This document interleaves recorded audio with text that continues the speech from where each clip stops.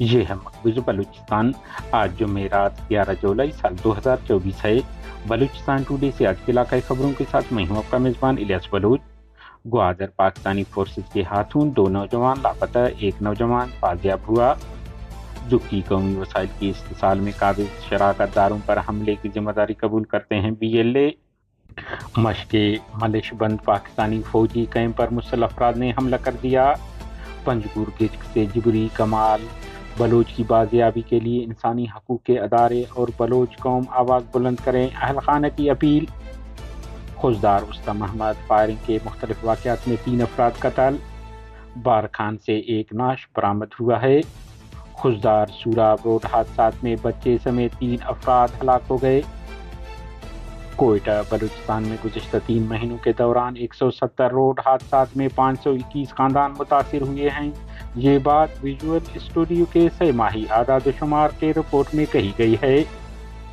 Gwadar Pakistani forces اور خفیہ اداروں کے اہلکاروں نے 2 نوجوانوں کو اغوا کر کے لاپتہ کر دیا، جن کی شناخت امداد ولد حسین، آدم ولد نسیم کے نام سے ہوا ہے، جو دشت کے رہائشی ہیں اور ان کا تعلق ایک ہی خاندان سے بتایا جا رہا ہے۔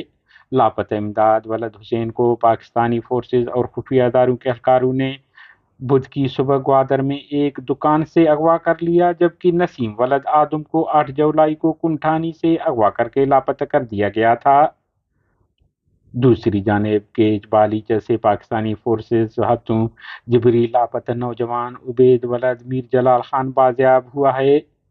Baloch liberation army B L A کے ترجمان جی این بلوچ نے جاری بیان میں کہا ہے کہ سرمچاروں نے بدھ کی صبح دکھی میں بلوچ قومی وسائل کی لوٹ مار میں شامل ریاستی اہلکاروں کو راشن پہنچانے والی پک اپ کو ایک ریموٹ بم حملے میں نشانہ بنایا، جس میں 2 اہلکار زخمی ہو گئے، جس کی ذمہ داری وہ قبول کرتے ہیں۔